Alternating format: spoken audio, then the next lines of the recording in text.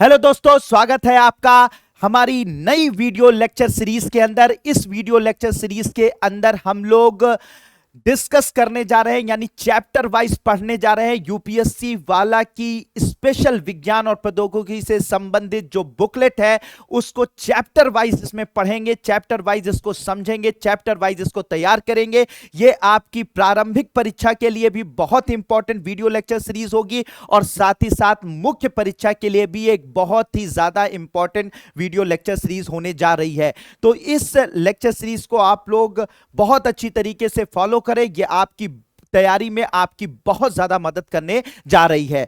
तो इसके चैप्टर 1 और चैप्टर 1 को आज हम लोग देखेंगे। चैप्टर 1 को अगर देखा जाए तो चैप्टर 1 है दैनिक जीवन में विज्ञान और प्रौद्योगिकी।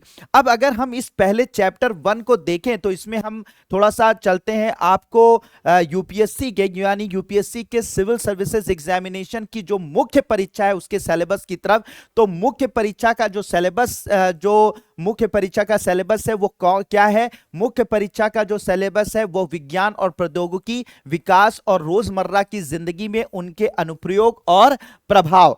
इसके अलावा विज्ञान एवं प्रौद्योगिकी में भारतीयों की उपलब्धियां, प्रौद्योगिकी का स्वदेशीकरण और नई प्रौद्योगिकी का विकास, आईटी, अंतरिक्ष, कंप्यूटर, रोबोटिक्स, नैनो प्रौद्योगिकी, जैव प्रौद्योगिकी और बौद्धिक संपदा अधिकारों से संबंधित मुद्दों के क्षेत्र में जागरूकता। तो ये यूपीएससी के सिविल सर्विसेज एग्जामिनेशन का सिलेबस है जो जीएस थर्ड पेपर में आता है। यानी कि विज्ञान और प्रौद्योगिकी जो है वो से जो सवाल आपके मुख्य परीक्षा में पूछे जाते हैं इसी सिलेबस के अराउंड पूछे जाते हैं। तो अगर इस सिलेबस के पहली लाइन और दूसरी लाइन को आप देखिए, विज्ञान और प्रौद्योगिकी, विकास और रोजमर्रा की जिंदगी में उनके अनुप्रयोग और प्रभाव, और विज्ञान एवं प्रौद्योगिकी में भारतीयों की उपलब्धियां, ये जो दो टॉपिक आपके मेंस के सिलेबस में दिए हुए हैं यही हमारे इस बुकलेट की चैप्टर 1 और चैप्टर 2 है। तो मतलब यह है कि हम इस चैप्टर 1 को जब पढ़ेंगे और फिर इसके बाद जब हम चैप्टर 2 को पढ़ेंगे तो हम यूपीएससी के मेंस के सिलेबस के अकॉर्डिंग ही इसको पढ़ेंगे और आपका ये समझिए कि आपका यूपीएससी का मेंस का सिलेबस तैयार हो रहा है। तो इसलिए इस लेक्चर सीरीज को, इस लेक्चर को बहुत ही इंपॉर्टेंट तरीके से आपको देखना है, बहुत अच्छी तरीके से इसको देखना है, सुनना है, समझना है और जो इंपॉर्टेंट पॉइंट्स आएंगे उसको आपको नोट करना है। तो अब हम लोग इसकी शुरुआत करते हैं चैप्टर 1 की। तो चैप्टर 1 में लिखा हुआ है दैनिक जीवन में विज्ञान और प्रौद्योगिकी। ठीक है, अब अगर देखा जाए तो इस चैप्टर के अंदर, यानी इस चैप्टर के अंदर अगर ध्यान से देखा जाए तो हम लोग इसके अंदर डिस्कस करने जा रहे हैं कि किस तरीके से वो विज्ञान और प्रौद्योगिकी का विकास भारत में प्राचीन समय से आधुनिक जो समय काल है वो उस तक कैसे हुआ। यानी प्राचीन से आधुनिक समय काल में जो विज्ञान और प्रौद्योगिकी भारत में डेवलप हुई, भारत में जब उसका विकास हुआ तो वो कैसा हुआ, हमारे प्राचीन वैज्ञानिक कौन से थे, साथ ही साथ हमारे आधुनिक वैज्ञानिक कौन कौन से थे जिन्होंने हमारे देश के अंदर विज्ञान और प्रौद्योगिकी में अपना योगदान दिया। तो यही इस चैप्टर के अंदर हम लोग देखेंगे। साथ ही साथ किस तरीके से विज्ञान और प्रौद्योगिकी हमारे दैनिक जीवन को प्रभावित करती है उसको हम लोग इस चैप्टर के अंदर देखेंगे। तो अगर हम स्टार्ट करते हैं तो सबसे पहला जो हम लोगों का जो पैराग्राफ है, जो पहली हम लोग जहां से शुरुआत करते हैं उसमें सबसे पहले प्राचीन कुछ वैज्ञानिकों के बारे में बताया गया है। और मैं आपको बता दूं कि ये आपके प्रारंभिक परीक्षा, मुख्य परीक्षा दोनों के लिए इंपॉर्टेंट है। आपके जो पर्सनालिटी टेस्ट या जिसे आप इंटरव्यू कहते हैं उसके लिए भी इंपॉर्टेंट है। इसके अलावा ये अदर स्टेट एग्जामिनेशन के लिए भी ये चैप्टर बहुत इंपॉर्टेंट है क्योंकि अक्सर इस चैप्टर से क्वेश्चन जो है वो आपके डिफरेंट एग्जामिनेशन में पूछे जाते हैं। तो अगर हम लोग इसकी शुरुआत करते हैं तो विज्ञान के क्षेत्र में भारत का ऐतिहासिक योगदान क्या रहा है। तो सबसे पहले ऐतिहासिक योगदान की अगर बात करें तो शून्य की जो अवधारणा है, यानी भारत ने ही दुनिया को शून्य दिया, यानी भारत ने ही शून्य की अवधारणा दी। अगर शून्य ना होता तो क्या होता, कोई भी चीज जो है, कोई भी अंक जो अंक गणित है या संख्या गणित है वो वो सही से काम ही नहीं कर सकती थी बिना शून्य के। तो शून्य की अवधारणा का जो आविष्कार हुआ वो भारत में ही हुआ, ठीक है। इसके अलावा कुछ वैज्ञानिक जैसे आर्यभट्ट और ब्रह्मगुप्त जैसे भारतीय गणितज्ञ रहे, जिन्होंने ज्यामिति और बीज गणित में जो है वो भारत में जो है वो एक बहुत बड़ा योगदान हमारे यहां दिया। आर्यभट्ट और वराहमिहिर जैसे भारतीय खगोलविद भी रहे, जिन्होंने खगोल विज्ञान में भारत को बहुत बड़ा नाम दिया, यानी कि बहुत बड़ा उनका कंट्रीब्यूशन सिर्फ भारत के लिए नहीं है, पूरी दुनिया के लिए है। तो ये कुछ वैज्ञानिक हैं जैसे जिसके बारे में मैंने क्या बताया कि आर्यभट्ट है, ब्रह्मगुप्त है, आर्यभट्ट और वाराहमिहिर हैं। ये सब जो वैज्ञानिक हमारे प्राचीन काल के वैज्ञानिक हैं और इन्होंने अपना अपना योगदान दिया। इसके अलावा अगर बात की जाए अगर मेडिसिन की, यानी कि अगर चिकित्सा विज्ञान की बात की जाए, तो चिकित्सा विज्ञान की अगर बात की जाए तो चिकित्सा विज्ञान में दो वैज्ञानिकों के बड़े नाम आते हैं, ठीक है, जिनको पूरी दुनिया रिस्पेक्ट करती है और पूरी दुनिया में उनको माना जाता है कि ये अग्रणी वैज्ञानिक थे जिन्होंने चिकित्सा विज्ञान में अपना कंट्रीब्यूशन दिया। जिसमें पहला नाम जो आता है वो आता है चरक का, ठीक है, चरक का, जिन्हें माना जाता है कि फादर ऑफ इंडियन मेडिसिन, यानी कि इंडियन मेडिसिन यानी जो भारतीय चिकित्सा विज्ञान है या भारतीय जो चिकित्सा विज्ञान है उसके जो वो फादर कहे जाते हैं, पिता कहा जाता है, वो चरक को कहा जाता है। तो चरक का नाम जरूर याद रखिएगा बच्चों, ठीक है। इन्हें ये आयुर्वेद के कहा जाते हैं, आयुर्वेद के जो भारतीय चिकित्सा पद्धति थी जिसे आयुर्वेद कहा जाता था, उसके ये बहुत ही मुख्य कह सकते हैं आधार बिंदु रहे हैं। इसके अलावा जो दूसरा नाम आता है वो सुश्रुत का आता है। तो माना जाता है सुश्रुत जो है वो भारत में जो जन्मी जो चिकित्सा पद्धति के अंदर जो शल्य चिकित्सा है, उस शल्य चिकित्सा मतलब कि जो सर्जरी है उसके जो पिता कहलाते हैं वो सुश्रुत कहलाते हैं। तो Charak is Indian father of Indian medicine कहलाते हैं और जो सुश्रुत को बोला जाता है वो फादर ऑफ इंडियन सर्जरी, यानी कि जो हमारे यहां शल्य चिकित्सा है उसके जो है वो पिता कहलाते हैं सुश्रुत, ठीक है। अब इसके अलावा और बात की जाए तो नेक्स्ट उसमें चलते हैं। तो प्राचीन भारत में अगर और चीजों पर देखा जाए तो सबसे बड़ी बात यहां पर मैंने जैसे बताया कि शून्य का आविष्कार भारत ने किया। इसके अलावा दशमलव का आविष्कार भी किसने किया? भारत ने किया। तो दशमलव, शून्य और आर्यभट्ट का आर्यभट्टीय सिद्धांत ने प्राचीन भारत में गणित के क्षेत्र में महत्वपूर्ण भूमिका निभाई। तो याद रखिएगा दशमलव और शून्य भी जो है वो भारत ने ही दिया, ठीक है, भारत ने ही दिया, ठीक है। आर्यभट्ट ने, एक क्वेश्चन यह आ सकता है, ठीक है, एक क्वेश्चन यह आपसे कहीं पूछा जा सकता है कि आर्यभट्ट ने कौन सी किताब लिखी? आर्यभट्ट ने जो अपनी जो संख्या विज्ञान की या अपने अंक गणित की जो किताब लिखी थी या खगोल विज्ञान से संबंधित जो किताब लिखी जिसमें बहुत सारी इन्होंने कैलकुलेशन दी थी, उन्होंने कौन सी किताब लिखी? तो उनको याद रखिएगा आर्यभट्टीय नाम की किताब जो है वो आर्यभट्ट ने लिखी। कौन सी किताब लिखी? आर्यभट्टीय नाम की किताब जो है वो किसने लिखी थी? आर्यभट्ट ने लिखी थी। इसके अलावा इसमें क्या था? इसमें बहुत सारी गणितीय खोज थी, बहुत सारी संख्या से संबंधित जो है बहुत सारे फॉर्मूले थे, बहुत सारी चीजें थी। इसके अलावा पाई का मान जो होता है, पाई का मान जो था वो इसी बुक के अंदर दिया गया था। पृथ्वी का अपनी धुरी पर घूर्णन करने का जो विचार भी था वो भी आर्यभट्ट की आर्यभट्टीय किताब के अंदर ही दिया गया था। तो ये बात याद रखिएगा। तो आर्यभट्ट ने जो किताब लिखी वो आर्यभट्टीय नाम की किताब थी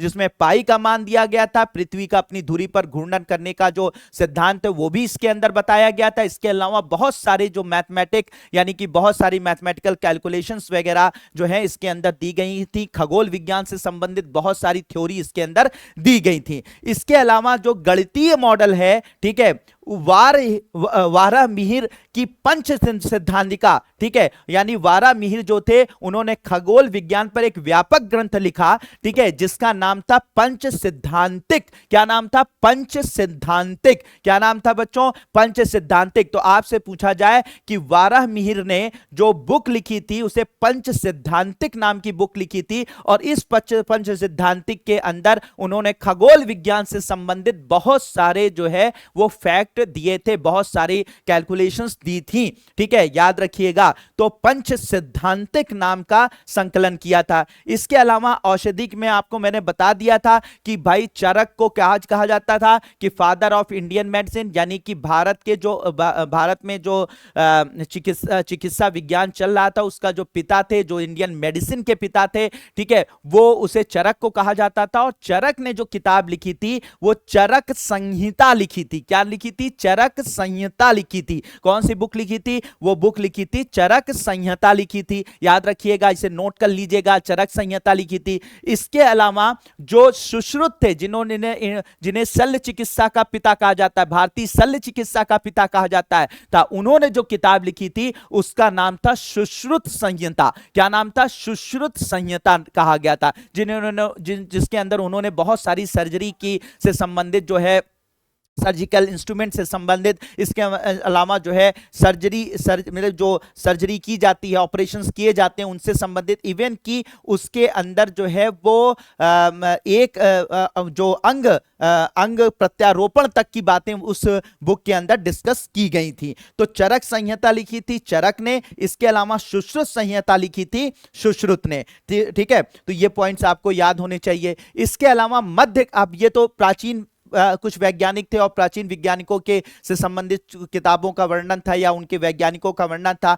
अब जो मध्यकाल था, मध्यकाल यानी मिडिवल जो पीरियड था, यानी खास करके ये जो मुगल का दौर था, इसके अंदर भी बहुत सारा विकास विज्ञान और प्रौद्योगिकी के क्षेत्र में भारत में हुआ, ठीक है। तो अगर इसकी बात की जाए तो यहां पर भास्कर द्वितीय यानी कि इस अवधि में त्रिकोणमिति और बीजगणित, त्रिकोणमिति यानी ट्रिग्नोमेट्री और बीजगणित जो थी, ठीक है, अलजेब्रा जिसे बोलते हैं इंग्लिश में, तो त्रिकोणमिति और बीजगणित में उल्लेखनीय विकास हुआ इस दौरान। किस दौरान की मैं बात कर रहा हूं? मध्यकालीन भारत में तो हुआ, जिसमें भास्कर द्वितीय नामक एक प्रख्यात गणितज्ञ और खगोल शास्त्री थे, जिन्होंने सिद्धांत शिरोमणि की रचना की। कैलकुलस में उनका योगदान तथा संख्या प्रणाली की उनकी समझ विशेष रूप से सराहनीय है। तो अगर आपसे पूछा जाए मध्यकालीन भारत में कौन से ऐसे गणितज्ञ थे जिनका काफी नाम आता है, जिनके बारे में काफी बात आती है, तो आप क्या बताएंगे? आप बताएंगे भास्कर द्वितीय का। किसका नाम आएगा? भास्कर द्वितीय का नाम आएगा। तो ये जो भास्कर द्वितीय होंगे, ठीक है, भास्कर जो द्वितीय होंगे, इनका नाम आता है। और इन्होंने जो किताब लिखी थी, उसे जिन्होंने रचना की थी, उसे उसका नाम दिया गया था सिद्धांत शिरोमणि। क्या नाम दिया गया था? सिद्धांत शिरोमणि। याद होना चाहिए, याद रखिएगा, सिद्धांत शिरोमणि, जिसमें इन्होंने बहुत सारे जो है वो गणित के बारे में, खगोल के बारे में बहुत सारी बातें की थी। इसके अलावा संख्या प्रणाली और कैलकुलस की जो चीजें हैं, जो भी सिद्धांत थे, वो इस बुक के अंदर, इसके अंदर डिस्कस किए गए थे। किसके अंदर? सिद्धांत शिरोमणि के अंदर डिस्कस किए गए थे। इसके अलावा ब्रह्मगुप्त खगोल शास्त्री, एक बड़े नाम था ब्रह्मगुप्त, ठीक है, क्या नाम था? ब्रह्मगुप्त नाम के खगोल शास्त्री थे, उनका भी नाम इस पीरियड के अंदर आता है। क्या नाम था? ब्रह्मगुप्त नाम के खगोल शास्त्री थे, जिनकी किताब का नाम था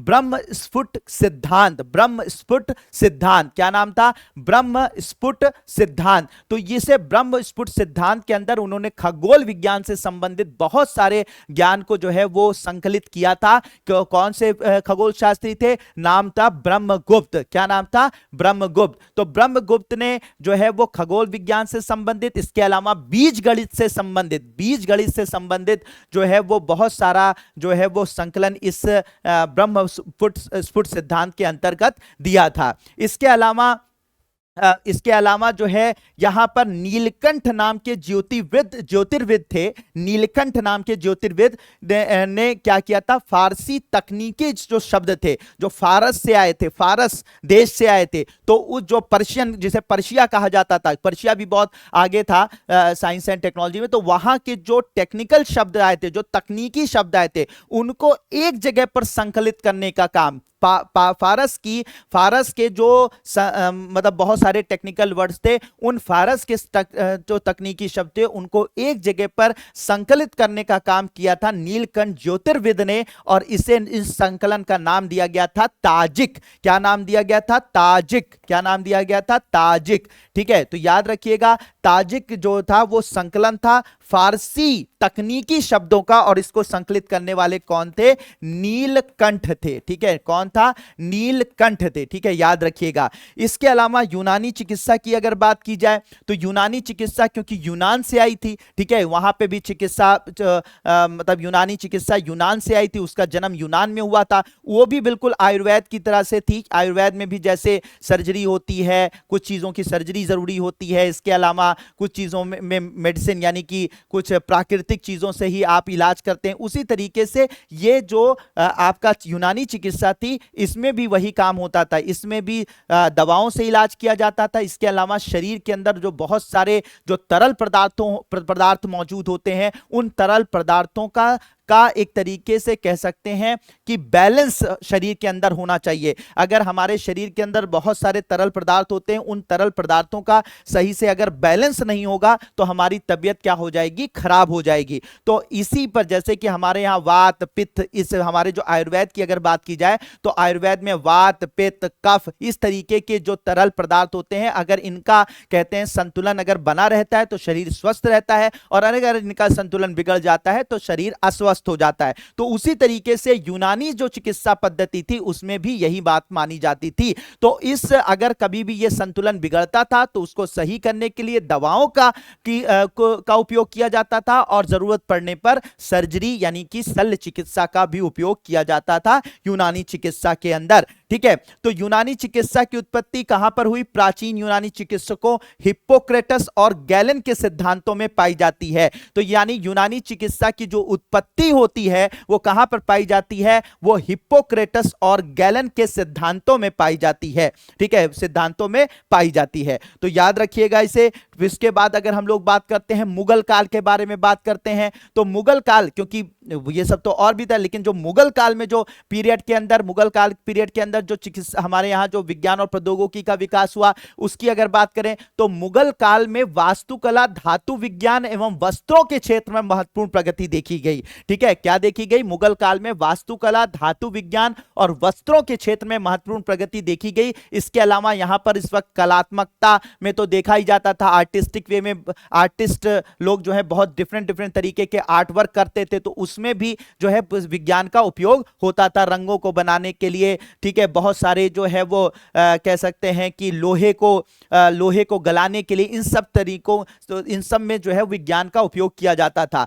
तो अगर मुगल काल की बात की जाए तो मुगल काल में उच्च गुणवत्ता वाले स्टील का उत्पादन हुआ। याद रखिएगा, मुगल काल में जो अगर साइंस और टेक्नोलॉजी की अगर बात की जाए तो उच्च गुणवत्ता वाले स्टील जो बनना शुरू हुए थे वो कहां शुरू हुए थे? वो हुए थे आपके मुगल काल के अंदर। इसके अलावा इस समय में, इस दौर के अंदर दमिश्क स्टील, यानी क्या नाम था? दमिश्क स्टील जो था वो काफी जो है वो मशहूर था। दमिश्क स्टील जो है वो काफी मशहूर था। ये दमिश्क जो स्टील है ये काफी मशहूर था, दमिश्क स्टील, और ये जो है उच्च गुणवत्ता का था, और साथ ही साथ इसको जो भी संरचनाएं बनाई जाती थी, बिल्डिंग्स बनाई जाती थी, वहां पर इसका उपयोग किया जाता था। तो दमिश्क स्टील उच्च गुणवत्ता वाला स्टील था, और इसको बनाने का काम, इसके प्रगलन का काम जो है वो इसी मुगल काल के अंदर किया गया। इसके अलावा बुनाई और रंगाई में भी मुगल काल में बहुत ज्यादा प्रगति हुई, और बुनाई और रंगाई में जो रंगों का उपयोग किया जाने लगा,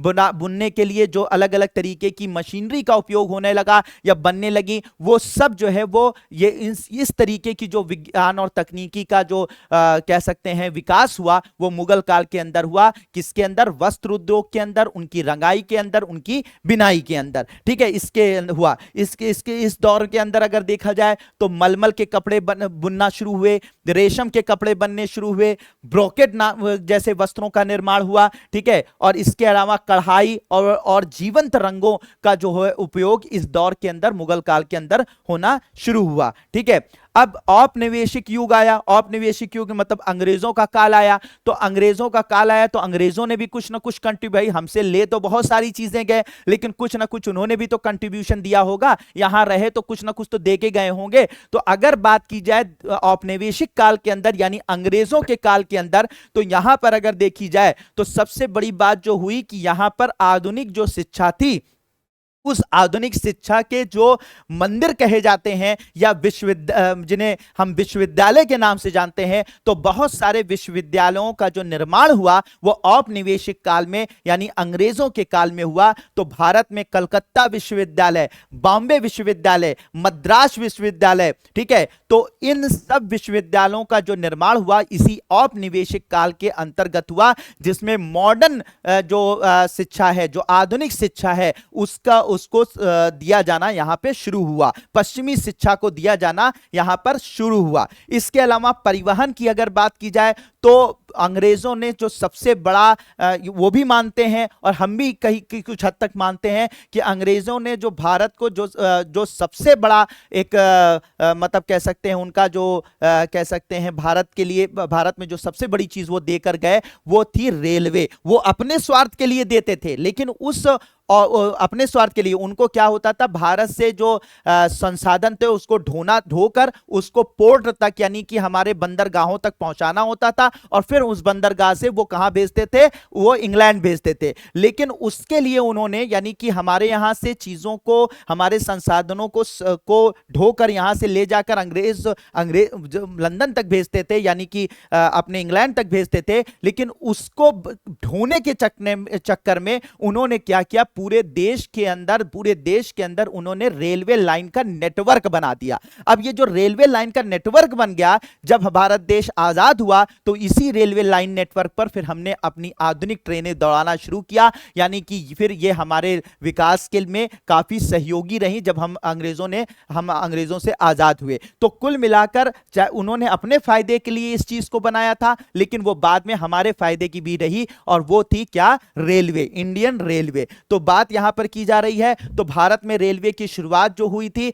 वो पहली रेलवे लाइन 1853 में बनकर तैयार हुई थी। कब बनकर तैयार हुई थी, 1853 में बनकर तैयार हुई थी, और बॉम्बे से ठाणे तक चली थी। कहां से चली थी, बॉम्बे से ठाणे तक चली थी, ठीक है, ठाणे भी कहते हैं, ठाणे भी कहते हैं, तो बॉम्बे से ठाणे तक चली थी। इसके अलावा जो दूसरी चीज यानी परिवहन में तो इन्होंने कंट्रीब्यूट किया अंग्रेजों ने, इसके अलावा संचार विकास में यानी जो टेलीग्राफ थे, बेतार के तार की अगर बात की जाए तो टेलीग्राफ या टेलीग्राम या टेलीफोन का जो नेटवर्क बैठाया गया वो भी अंग्रेजों के द्वारा ही बैठाया गया। तो अंग्रेजों ने यहां पर टेलीग्राफ और टेलीफोन के निर्माण में सहायता मतलब यहां पर निर्माण किया। अब हम लोग बात करेंगे आधुनिक भारत की। आधुनिक भारत में की अगर बात की जाए, खासकर की आजादी के बाद बात की जाए, तो भारत में विज्ञान और तकनीकी का विकास बहुत तेजी से हुआ, और इस तेजी में जो सबसे बड़ा कंट्रीब्यूशन था हमारे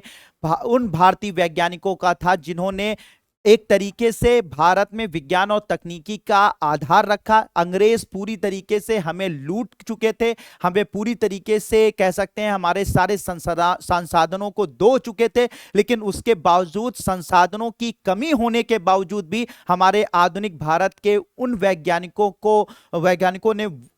वैज्ञानिकों ने उस तरीके से कंट्रीब्यूट किया कि आज हम दुनिया के किसी भी क्षेत्र में अगर बात की जाए तो हम अग्रणी जो देश उनमें शामिल है। तो इसमें जो सबसे बड़ा कंट्रीब्यूशन जाता है हमारे आधुनिक भारत के वैज्ञानिकों का जाता है। हमारे आधुनिक भारत के जो वैज्ञानिक थे उनके बारे में अभी हम लोग एक एक वैज्ञानिक, वैसे तो बहुत सारे लोगों का इसके अंदर कंट्रीब्यूशन है, लेकिन उसमें से कुछ इंपॉर्टेंट जिनके बारे में हमें जानना जरूरी ही है, उन सब के बारे में हम लोग डिटेल में डिस्कस करेंगे। अब अगर बात की जाए तो जब आधुनिक भारत में खासकर की आजादी के बाद जो संस्थान बने, बहुत सारे संस्थान बने, जिनमें से इसरो है, इंडियन स्पेस रिसर्च ऑर्गेनाइजेशन है, जिसकी स्थापना जो है वो 15 अगस्त 1969 को की गई थी। और इसने ये उस जमाने में जब पूरी दुनिया जो है चांद पर पहुंच रही थी, उस वक्त हम अपनी इस संस्था का हमने निर्माण किया। और संस्था में का निर्माण सिर्फ उस वक्त किया, और उस वक्त से जब हमने मेहनत करनी स्टार्ट करी और आज ये हालात हो गए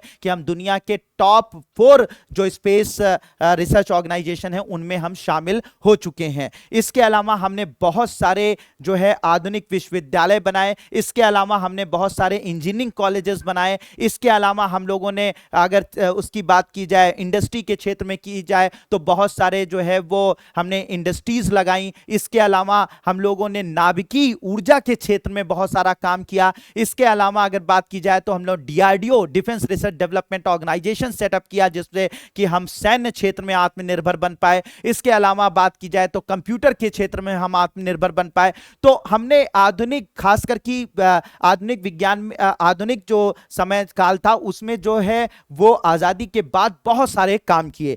अब हम लोग यहां पर डिस्कस करने जा रहे हैं कि जो ये आधुनिक समय में जो विज्ञान और प्रौद्योगिकी में जो हमारी उपलब्धियां रही हैं उसके पीछे जो वैज्ञानिक रहे हैं, जो हमारे आधार रहे हैं हमारे विज्ञान और तकनीकी की प्रौद्योगिकी की प्रगति में, वो कौन कौन से हैं तो उनमें से कुछ मुख्य वैज्ञानिक इस प्रकार हैं, जिसमें सबसे पहला जो नाम आता है वो आता है श्रीनिवास रामानुजन अयंगर का। ये किस लिए जाने जाते हैं? ये मैथमेटिक्स के लिए, यानी कि हमारे जो मैथ है, जो गणित है, तो गणित के क्षेत्र में पूरी दुनिया में, ठीक है, पूरी दुनिया में भारतीयों का झंडा गाड़ने का काम, यानी भारत का झंडा गाड़ने का काम जो किया वो हमारे रामानुजन जी ने किया। ये गणित का क्षेत्र, इन्होंने गणितीय विश्लेषण किया, संख्या सिद्धांत दिया, अनंत श्रृंखला के क्षेत्र में इन्होंने अग्रणी योगदान के लिए इन्हें जाना जाता है। इनके जो कुछ सिद्धांत हैं वो सिद्धांत में आपको जानकर आपको आश्चर्य होगा, इनके कुछ ऐसे सिद्धांत हैं,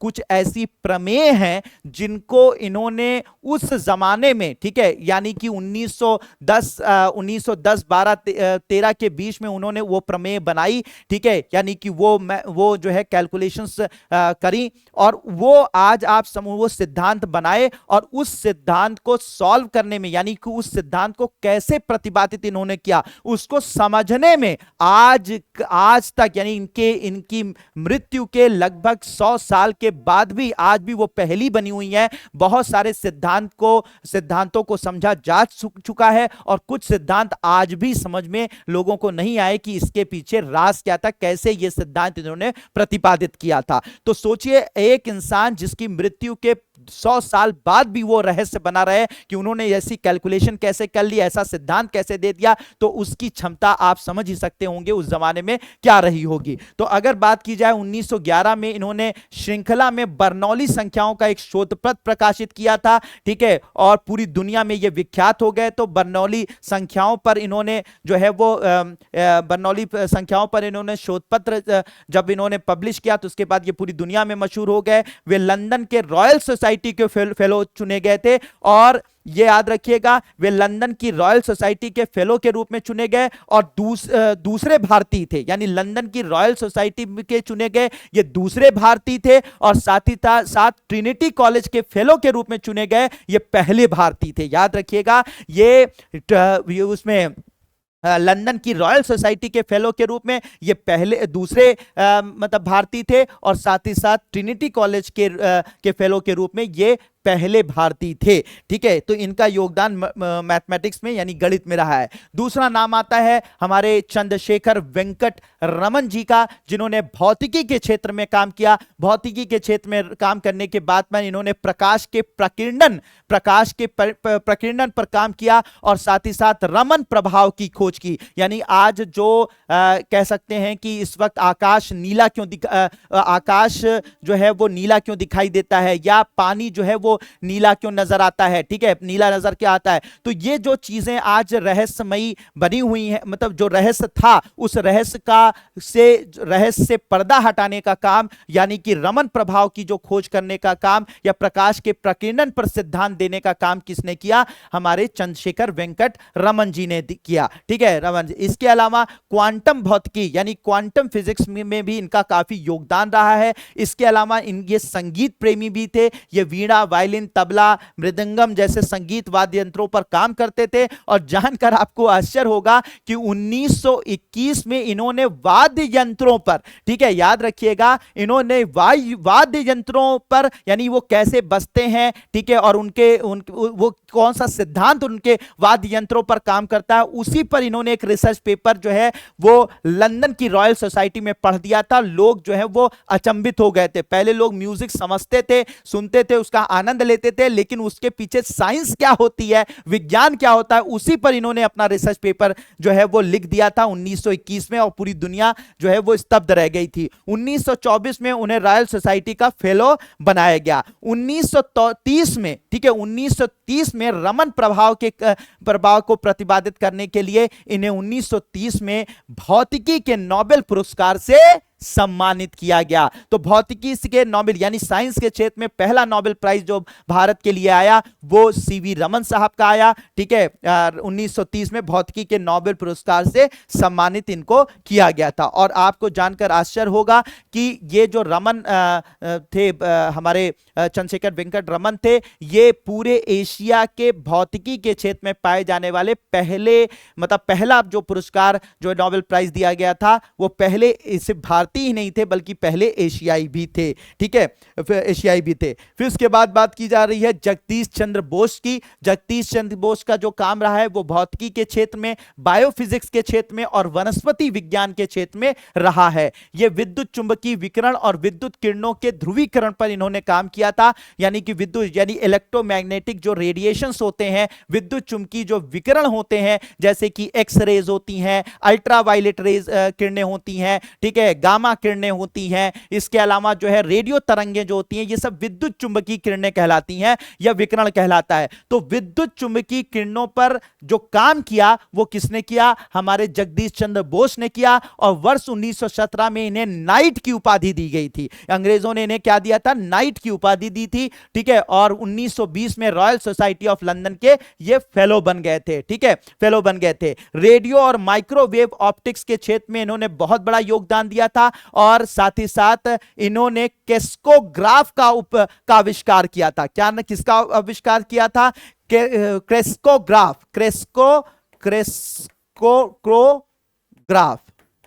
इन्होंने क्रेस्कोग्राफ का आविष्कार किया था। अब आप पूछेंगे सर ये क्रेस्कोग्राफ क्या होता है? क्रेस्कोग्राफ जो होता है वो असल में एक ऐसा इंस्ट्रूमेंट है जो पौधों की वृद्धि को नापता है, यानी पौधे किस तरीके से वृद्धि कर रहे हैं उनको नापने का जो यंत्र है उसको क्रेस्कोग्राफ कहते हैं। और उसको इन्होंने यानी जगदीश चंद्र बोस जी ने इनको उसको आविष्कार किया था। इसके अलावा होमी जहांगीर भाभा की बात की जाए, इनका परमाणु भौतिकी पर काम था। और भारत में अगर परमाणु ऊर्जा की बात की जाए, आज जो परमाणु ऊर्जा में हम बहुत आगे काम कर रहे हैं, न्यूक्लियर रिएक्टर्स जो हम लोग इस वक्त बना रहे हैं, परमाणु संयंत्र जो बना रहे हैं, जो परमाणु संयंत्र में बिजली का उत्पादन हो रहा है, या फिर हम आज परमाणु बम संपन्न देश हैं, यानी हमारे पास परमाणु हथियार हमारे पास मौजूद हैं। तो अगर भारत में किसी को श्रेय जाता है कि जिन्होंने इसकी शुरुआत यानी भारत में परमाणु ऊर्जा को प्राप्त करनी या परमाणु बमों को आगे चलकर परमाणु बमों को हम जो बना पाए, उसका जो श्रेय जाता है वो जाता है होमी जहांगीर भाभा जी को। इन्होंने 1945 में Tata institute of fundamental research की स्थापना करी। भारतीय परमाणु कार्यक्रम के जनक माने जाते हैं Tata institute of fundamental research और ट्राम्बे परमाणु ऊर्जा प्रतिष्ठान, ठीक है, जो अब भाभा परमाणु अनुसंधान केंद्र के संस्थापक निदेशक बने थे। इन्होंने कॉस्मिक किरणों यानी कि ब्रह्मांड से आने वाली जो कॉस्मिक किरणें होती हैं उनके बारे में भी इन्होंने खोज की थी। तो भारत में अगर आधुनिक परमाणु ऊर्जा की बात की जाए, जो परमाणु ऊर्जा संपन्न देश हम बन पाए हैं, तो उनके जो पिता, उनके जो जनक माने जाते हैं वो कौन माने जाते हैं? होमी जहांगीर भाभा माने जाते हैं। फिर इसके बाद नाम आता है इन्हीं के एक साथी जिनका नाम था विक्रम अंबालाल साराभाई। विक्रम अंबालाल साराभाई अगर भारत में रॉकेट के जनक माने जाते हैं, यानी भारत में जो अंतरिक्ष विज्ञान के अगर जनक माने जाएं, तो उनका वो नाम है विक्रम अंबालाल साराभाई, ठीक है। इन्होंने भारत में अंतरिक्ष विज्ञान में बहुत बड़ा काम किया। भारत में जो इसरो की स्थापना हुई उसमें बड़ा योगदान इन्होंने दिया। इसके अलावा भारत के उपग्रह आर्यभट्ट का जो पहला भारत का उपग्रह था उसके प्रमोशन में भी इनका बहुत बड़ा योगदान रहा। इसके अलावा कॉस्मिक किरणों के रिसर्च में भी इनका काफी काम रहा। जो ब्रह्मांड से बहुत सारी किरणें आती हैं उनके रिसर्च में भी इनका काम रहा। इसके अलावा अहमदाबाद में भौतिक अनुसंधान प्रयोगशाला पीआरएल जो स्थापित की गई, ठीक है, उसकी स्थापना भी इन्होंने की थी। ठीक है, तो भारत में अंतरिक्ष कार्यक्रमों के जो जनक हैं, भारत में जो आज इसरो मौजूद है, वो अगर उसका क्रेडिट किसी वैज्ञानिक को, उसकी शुरुआत करने का जो क्रेडिट है किसी वैज्ञानिक को जाता है तो वो है विक्रम साराभाई। ठीक है, विक्रम साराभाई। इसके अलावा बात की जाए वर्गीस कुरियन, वर्गीस कुरियन यानी इन्होंने भारत में एक तरीके से दूध की क्रांति ला दी। दूध की क्रांति यानी भारत को अब दुग्ध उत्पादन में आत्मनिर्भर बना दिया और दुनिया में पूरी दुनिया में भैया कि हम किसी पर डिपेंडेंट नहीं रहेंगे, हम अपनी खाद्य सुरक्षा खुद कर पाएंगे। तो भारत में दुग्ध क्रांति, जिसे श्वेत क्रांति कहा जाता है, यानी कि श्वेत क्रांति कहा जाता है, उस श्वेत क्रांति के या दुग्ध क्रांति के जो जनक माने जाते हैं वो वर्गीस कुरियन माने जाते हैं। तो इनका जो क्षेत्र रहा वो डेयरी फार्मिंग रहा। श्वेत क्रांति के जनक हैं ये भारत में। और इन्होंने आनंद मॉडल की शुरुआत की और राष्ट्रीय डेयरी विकास बोर्ड एनडीडीबी, राष्ट्रीय डेयरी विकास बोर्ड तथा गुजरात सहकारी दूध विपणन महासंघ जीसीएमएमएफ की स्थापना जो है इन्होंने की। और आज जो अमूल ब्रांड है, ठीक है, अमूल ब्रांड के नाम से जिसे जाना जाता है, वो उसके जो कह सकते हैं उसकी जो शुरुआत की थी वो हमारे वर्गीस कुरियन साहब ने ही की थी। ठीक है, तो उन्हीं के कारण विश्व का सबसे बड़ा कृषि डेयरी विकास कार्यक्रम भारत में चलाया गया। ठीक है, जिसे श्वेत क्रांति या दुग्ध क्रांति कहा गया था, उसके जनक थे वर्गीस कुरियन साहब। ठीक है, फिर उसके बाद बात की जाए सत्येंद्र नाथ बोस की। इनका क्षेत्र था भौतिकी और इन्होंने क्वांटम फिजिक्स के अंदर, क्वांटम भौतिकी के अंदर बहुत सारा काम किया था, बहुत सारा काम किया था। इसके अलावा इन्होंने बोस आइंस्टीन सांख्यिकी, बोस आइंस्टीन सांख्यिकी को भी इन्होंने ही प्रतिपादित किया था। बोस आइंस्टीन कंडेंसेशन के सिद्धांत के रूप का सिद्धांत भी इन्होंने ही दिया था। बोस आइंस्टीन कंडेंसेशन का जो सिद्धांत था, बोस आइंस्टीन सांख्यिकी का जो सिद्धांत था, उसको देने का काम सत्येंद्र नाथ बोस जी ने किया था। तो अल्बर्ट आइंस्टीन के साथ इन्होंने सहयोग करके, सोचिए अल्बर्ट आइंस्टीन के साथ सहयोग करके इन्होंने रिसर्च पेपर्स लिखे थे और इनका और आइंस्टीन का नाम जो है वो एक साथ जोड़कर कई जो है सिद्धांतों के प्रतिपादन में देखा जाता है, इनका नाम लिया जाता है। ठीक है, इसके अलावा इन्होंने बहुत सारी चीजें, इन्होंने क्वांटम यांत्रिकी के कणों यानी जो क्वांटम फिजिक्स होता है या क्वांटम मैकेनिक्स होता है, तो क्वांटम मैकेनिक्स के जो के एक कण जिसे कण होता है, यानी क्वांटम जो फिजिक्स है, क्वांटम फिजिक्स एक अलग क्षेत्र है, उसे हम लोग आगे देखेंगे। तो क्वांटम जो यांत्रिकी है, क्वांटम फिजिक्स में एक कण होता है, एक कण था यानी एक सूक्ष्म कण था, तो उसका नाम इन्हीं के नाम पे पड़ा, उसे बोसोन के नाम से जाना जाता है। तो बोसोन नाम का कण इन्हीं के नाम पर रखा गया। फिर उसके बाद नाम बात करते हैं सुब्रमण्यम चंद्रशेखर जी का। ये इनका जो क्षेत्र था खगोल भौतिकी था, यानी एस्ट्रोफिजिक्स में इन्होंने काम किया। ठीक है, ये हैं सुब्रमण्यम चंद्रशेखर जी, जिनका क्षेत्र कौन सा था, एस्ट्रोफिजिक्स यानी खगोल भौतिकी था। इन्होंने बताया कौन सा, आपको सिंपल भाषा में मैं बात बता दूं कि इन्होंने बताया कि कौन से तारे जो हैं वो ब्लैक होल में बदलेंगे, यानी कि ब्लैक होल में वो परिवर्तित हो पाएंगे, और कौन से तारे ब्लैक होल में परिवर्तित नहीं हो पाएंगे। तो इन्होंने एक लिमिट बताई कि इतना अगर द्रव्यमान होगा तो वो ब्लैक होल में बदल जाएंगे, और अगर इससे कम द्रव्यमान होगा तो ऐसे तारे अपने मृत्यु के बाद ब्लैक होल में नहीं बदलेंगे। तो होता क्या है, जब तारों का जन्म होता है तो तारों की मृत्यु भी होती है, और तारों की मृत्यु के बाद कुछ तारे जो है वो ब्लैक होल में बदल जाते हैं, और कुछ तारे जो है वो व्हाइट ड्वार्फ यानी सफेद बौने तारे में बदल जाते हैं। तो इन्होंने वो लाइन बताई, वो मास का वो लेवल, यानी कि उतना द्रव्यमान, एक द्रव्यमान की लिमिट, एक द्रव्यमान की कह सकते हैं एक कह सकते हैं कि द्रव्यमान की एक बाउंड्री बताई कि इतना द्रव्यमान होगा तो वो जो है ब्लैक होल में बदलेगा, और अगर उससे कम द्रव्यमान होगा तो वो ब्लैक होल में वो तारा नहीं बदलेगा। तो इसे ही कहा गया, ये जो उन्होंने लिमिट बताई कि इतना द्रव्यमान होगा तो बदलेगा ब्लैक होल में, इतना नहीं हो, इससे कम होगा तो नहीं बदलेगा। तो ये जो लिमिट बताई, इसी लिमिट को बोला जाता है चंद्रशेखर सीमा, चंद्रशेखर लिमिट कहा जाता है। तो कौन से तारे ब्लैक होल में बदल पाएंगे, कौन से ब्लैक होल में नहीं बदल पाएंगे, तो उसकी जो सीमा निर्धारित की, उनके द्रव्यमान की जो सीमा निर्धारित करी, वो चंद्रशेखर जी ने की थी, और इसे ही चंद्रशेखर सीमा के नाम से जाना गया। तो तारकी विकास में, यानी तारे जो बनते हैं, कैसे बनते हैं, कितना मास होगा, तो वो किसमें बदलेंगे, किसमें नहीं बदलेंगे, ये सब पर इनका काम था सुब्रमण्यम चंद्रशेखर जी का। 1983 में विलियम ए फाउलर के साथ भौतिकी के क्षेत्र में इन्हें नोबेल पुरस्कार दिया गया, इन्हें नोबेल पुरस्कार से सम्मानित किया गया। ठीक है, फिर आते हैं हरगोविंद खुराना जी। हरगोविंद खुराना जी आनुवांशिकी पर इनका काम था, यानी जेनेटिक्स पर इनका काम था।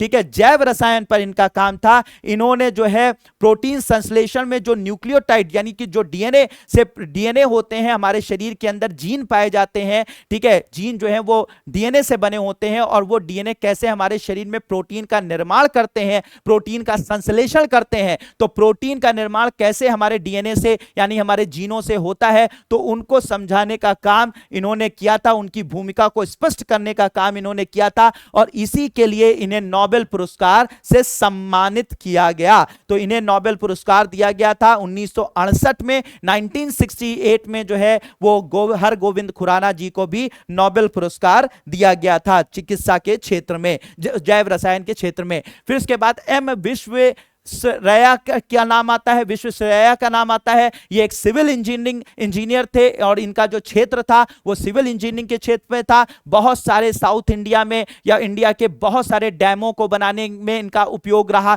मतलब इन्होंने योगदान दिया, इन्होंने बहुत सारी बिल्डिंग्स बनाने में योगदान दिया। और आपको मैसूर में कृष्ण राजा सागर बांध का निर्माण करने में इन्होंने विशेष भूमिका निभाई। विशाखापत्तनम बंदरगाह बनाने में इन्होंने विशेष भूमिका निभाई, और इन्हीं के नाम से इंजीनियर, यानी 15 सितंबर इनका जो जन्मदिन है वो 15 सितंबर है, और इसी दिन इंजीनियरिंग दिवस मनाया जाता है। तो एम विश्वेश्वरैया के जन्मदिन पर ही जो हमारा राष्ट्रीय इंजीनियरिंग दिवस मनाया जाता है, इन्हीं के जन्मदिन पर मनाया जाता है। ठीक है, तो सिविल इंजीनियरिंग के क्षेत्र में इन्होंने बहुत बड़ा योगदान दिया। फिर आगे बात करते हैं कृष्ण स्वामी कस्तूरी रंगन। ये अंतरिक्ष विज्ञान के क्षेत्र में एक बहुत बड़े वैज्ञानिक थे। ये इसरो के डायरेक्टर भी रहे, इसरो के चेयरमैन भी रहे। ठीक है, इसरो के चेयरमैन भी रहे। अंतरिक्ष विज्ञान के क्षेत्र में इन्होंने बहुत सारा काम किया। और अगर बात की जाए तो अंतरिक्ष विज्ञान के क्षेत्र में इन्होंने बहुत सारे रॉकेट्स, जो हमारे जो अंतरिक्ष यान है उनके बनाने में बहुत बड़ा योगदान इनका रहा। सैटेलाइट लॉन्च में इनका बहुत बड़ा योगदान रहा। जो चंद्रयान 1 लॉन्च किया गया था, चंद्रयान 1 जो 2008 में लॉन्च किया गया था, उसके जो कह सकते हैं ना कि जो कह सकते हैं मास्टरमाइंड थे, वो हम कस्तूरी रंगन साहब थे। कस्तूरी रंगन साहब जो है वो चंद्रयान 1 के जो है वो एक तरीके से मास्टरमाइंड थे। मौसम विज्ञान और रिमोट सेंसिंग में भी इन्होंने बहुत सारा काम किया। भारत में जो अंतरिक्ष उपग्रह हैं, इन अंतरिक्ष उपग्रहों की प्रणाली है, संचार जो अंतरिक्ष उपग्रह हैं, या हमारे यहाँ जो रिमोट सेंसिंग अंतरिक्ष उपग्रह हैं, जब हम लोग स्पेस टेक्नोलॉजी पढ़ेंगे तो उसमें डिटेल में देखेंगे, तो उनके जो हमारे यहाँ अंतरिक्ष उपग्रहों की जो प्रणाली है, जिसे इनसेट और IRS के नाम से जाना जाता है, तो उनमें इनका बहुत बड़ा योगदान रहा। फिर बात करते हैं अनंत माशेलकर साहब। ये इनका जो योगदान रहा वो केमिकल इंजीनियरिंग में रहा। भारतीय रासायनिक इंजीनियर रहे हैं। केमिकल इंजीनियरिंग में इनका यूज रहा है। पॉलीमर विज्ञान, यानी कि ये जो प्लास्टिक वगैरह जो बनती है ये पॉलीमर से बनती है, तो पॉलीमर विज्ञान और इंजीनियरिंग में इनका बहुत बड़ा योगदान रहा। भारत में जो बौद्धिक संपदा अधिकारों के जो मुद्दों पर बात किसी ने अगर करनी शुरू की कि भारत में क्यों कोई किसी वैज्ञानिक ने कोई आविष्कार किया है तो दूसरा वैज्ञानिक उसको कॉपी ना कर ले, या भारतीय किसी वैज्ञानिक ने अगर कोई आविष्कार किया है तो विदेशी उसको कॉपी ना कर ले, तो ये जो बौद्धिक संपदा के अधिकारों को सुरक्षित किया जाना चाहिए, इस पर जो सबसे पहला काम किया, जो सबसे पहला जो आवाज उठाई या उस पर कोई इंप्लीमेंटेशन करने का, जो सरकार को एक तरीके से मसौदा देने का काम जो है वो अनंत माशेलकर साहब ने किया। भारत के वैज्ञानिक और आधुनिक अनुसंधान पर, हाँ, भारत का जो CSIR है, ठीक है, यानी भारत के वैज्ञानिक और औद्योगिक अनुसंधान जो परिषद है, उसको स्टैब्लिश करने में और उसको ग्रो कराने में, उसकी वृद्धि कराने में, विकास में इनका बहुत बड़ा योगदान रहा है। फिर टेसी थॉमस रही हैं, ये मानी जाती हैं, जैसे APJ अब्दुल कलाम को मिसाइल मैन ऑफ इंडिया कहा जाता है, वैसे ही मिसाइल विमेन ऑफ इंडिया अगर किसी को कहा जाता है तो टेसी थॉमस को कहा जाता है। तो मिसाइल विमेन ऑफ इंडिया, यानी कि मिसाइल विमेन ऑफ इंडिया के नाम से इन्हें जाना जाता है, भारत की मिसाइल विमेन के नाम से इन्हें जाना जाता है। अग्नि 4 मिसाइल, ठीक है, और को परमाणु सक्षम बनाने में, ठीक है, अग्नि 4 मिसाइल को परमाणु सक्षम बनाने में, यानी परमाणु बमों को ले जाने की क्षमता देने में इनका बड़ा योगदान रहा है, ठीक है। लंबी दूरी की मिसाइलों में, यानी अग्नि 4 है, अग्नि 5 है, उनमें परमाणु बमों को लैस किया जा सके जिससे कि हम किसी भी देश पर परमाणु हमला कर सकें, तो उसको, यानी इस तरीके की मिसाइलें जिससे हम परमाणु बमों को मतलब एक देश से दूसरे देश भेज सकें या एक लंबी दूरी तक भेज सकें, तो उसको डेवलप करने में, ऐसी मिसाइलों को डेवलप करने में टेसी थॉमस का बहुत बड़ा योगदान रहा है, ठीक है। इसीलिए इन्हें मिसाइल विमेन ऑफ इंडिया के नाम से जाना जाता है। उडुपी रामचंद्र राव, UR राव के नाम से जाना जाता है इनको, इन वैज्ञानिक को UR राव, और ये UR राव अंतरिक्ष प्रौद्योगिकी में बहुत बड़ा नाम है इनका, ठीक है, अंतरिक्ष वैज्ञानिक थे, ठीक है, और साथ ही साथ भारत का सैटेलाइट मैन इन्हें कहा जाता है, क्योंकि भारत में जो पहला सैटेलाइट था उसके लॉन्च में इनका बहुत बड़ा योगदान था। जो आर्यभट्ट को लॉन्च किया गया था, आर्यभट्ट जो भारत का पहला सैटेलाइट था, तो उसको लॉन्च करने में इनका बहुत बड़ा यान था। इसको उसका इन्होंने इनकी मतलब इनकी जो कह सकते हैं कि इनकी लीड्स में ही वो उपग्रह लॉन्च किया गया था। इसके अलावा भारत में जो लॉन्च व्हीकल है, प्रक्षेपण यान है, रॉकेट हैं, PSLV, GSLV जो आप लोगों ने नाम सुना होगा, उसके डेवलपमेंट में भी UR राव जी का बहुत बड़ा योगदान था। तो ये आज ये इनका योगदान रहा है। इसके अलावा शांति स्वरूप भटनागर साहब, रसायन विज्ञान में इनका बहुत बड़ा योगदान रहा है, रसायन विज्ञान में इनका बहुत बड़ा योगदान रहा है। अगर बात की जाए तो वैज्ञानिक तथा औद्योगिक अनुसंधान परिषद, यानी कि जो CSIR है, ठीक है, council of scientific and industrial research, वैज्ञानिक तथा औद्योगिक अनुसंधान परिषद की स्थापना जो है इन्होंने ही की थी, शांति स्वरूप भटनागर साहब ने ही की थी। भटनागर माथुर चुंबकीय हस्तक्षेप संतुलन नाम के जो कह सकते हैं रासायनिक विज्ञान के क्षेत्र में जो एक कह सकते हैं एक रिसर्च है, ठीक है, तो वो एग्जैक्टली इन्होंने प्रतिपादित किया था, ये सिद्धांत प्रतिपादित किया था। भटनागर माथुर चुंबकीय हस्तक्षेप संतुलन की खोज इन्होंने की थी। इसके अलावा जो है, इसके अलावा भारत में वैज्ञानिक और औद्योगिक अनुसंधान परिषद के संस्थापक के रूप में मैंने आपको बता ही दिया। वे और भी कई क्षेत्रों में, यानी कि रसायन विज्ञान के क्षेत्र में इनका योगदान रहा है। प्रफुल्ल चंद्र राय की बात की जाए तो माना जाता है कि भारत में अगर फार्मास्यूटिकल का मतलब होता है दवाइयों का कारखाना लगाने की अगर कोई शुरुआत हुई थी भारत में, हम दवाइयों को बनाने में जो आत्मनिर्भर हो पाए, तो उसकी जो शुरुआत की थी वो इस महान वैज्ञानिक की वजह से ही ऐसा पॉसिबल हो पाया था, जो प्रफुल्ल चंद्र राय जिनका नाम है, जिन्होंने भारत में रसायन विज्ञान के जनक के रूप में इन्हें जाना जाता है। भारत में रसायन विज्ञान के, याद रखिएगा, भारत में रसायन विज्ञान के जनक के रूप में इन्हें जाना जाता है। फार्मास्यूटिकल्स और रासायनिक उद्योगों को के क्षेत्र में इन्होंने अग्रणी भूमिका निभाई। नाइट्राइट और हाइड्राजीन पर शोध सहित बहुत सारे रसायनों की इन्होंने खोज की थी। भारत की पहली फार्मास्यूटिकल कंपनी, यानी भारत की पहली दवा बनाने की जो कंपनी थी जिसका नाम बंगाल केमिकल्स एंड फार्मास्यूटिकल्स था, उसके संस्थापक रहे हैं। तो भारत में दवा बनाने की जो पहली फैक्ट्री लगाई गई थी उसके संस्थापक प्रफुल्ल चंद्र राय जी रहे हैं। तो आज जो हम लोग ये सस्ती दवाएं वगैरह बना पाते हैं, भारत में निर्भरता जो है दवाइयों के क्षेत्र में हो पाई है, तो उसका बहुत बड़ा योगदान प्रफुल्ल चंद्र राय जी का रहा है। अब बात करते हैं सलीम अली। सलीम अली जो है वो पक्षी विज्ञान के क्षेत्र में इनको जाना जाता है। इन्हें बर्डमैन ऑफ इंडिया कहा जाता है, भारत के बर्डमैन के नाम से इन्हें जाना जाता है।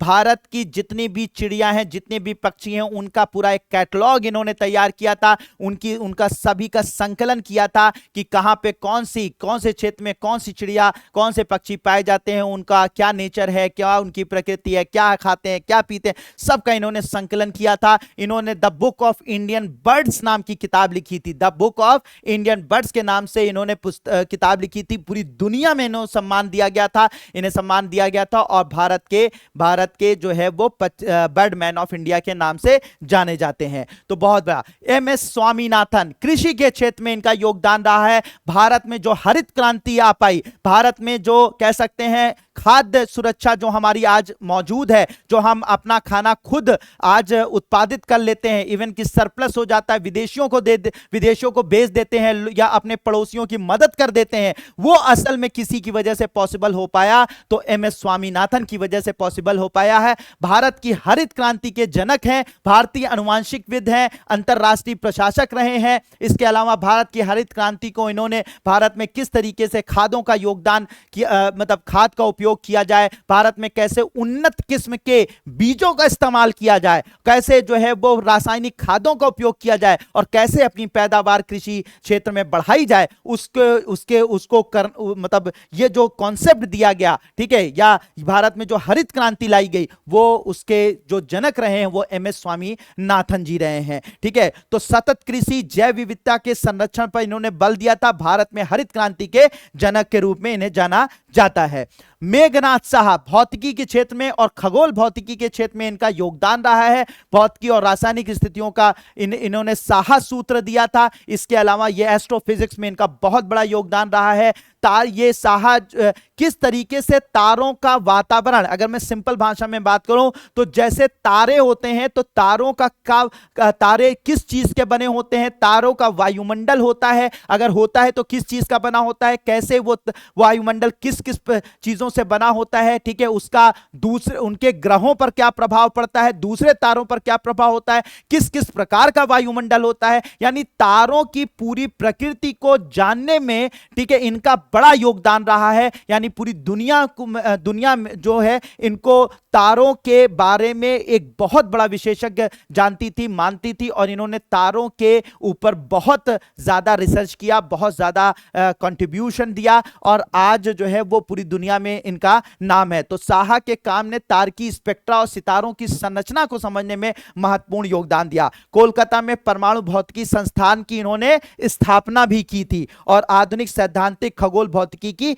नींव रखी थी। तो आज जो सैद्धांतिक भौतिकी है, जो कह सकते हैं कि जो हमारे यहाँ फिजिक्स, जो फंडामेंटल फिजिक्स है, उसकी जो स्थापना की थी, वो मतलब उसके जो अग्रणी वैज्ञानिक थे वो मेघनाथ साहा जी थे। इसके अलावा राज रेड्डी आज भी जीवित हैं और जबरदस्त, आज आपको जानकर आश्चर्य होगा, आर्टिफिशियल इंटेलिजेंस, कृत्रिम बुद्धिमत्ता, जिसपे आज पूरी दुनिया, समझ लीजिए कि इस वक्त पूरी दुनिया उसी कृत्रिम बुद्धिमत्ता के ऊपर डिपेंडेंट होती चली जा रही है, या भविष्य माना जा रहा है कृत्रिम बुद्धिमत्ता का है, आर्टिफिशियल इंटेलिजेंस का है। और आपको जानकर आश्चर्य होगा कि आर्टिफिशियल इंटेलिजेंस, कृत्रिम बुद्धिमत्ता के जो महानतम वैज्ञानिक या सबसे शुरुआती वैज्ञानिक जिन्होंने पूरी दुनिया को यह कॉन्सेप्ट आर्टिफिशियल इंटेलिजेंस का, कृत्रिम बुद्धिमत्ता का दिया, ठीक है, दिया, वो है राज रेड्डी साहब। कंप्यूटर विज्ञान, आर्टिफिशियल इंटेलिजेंस में इनका योगदान रहा है।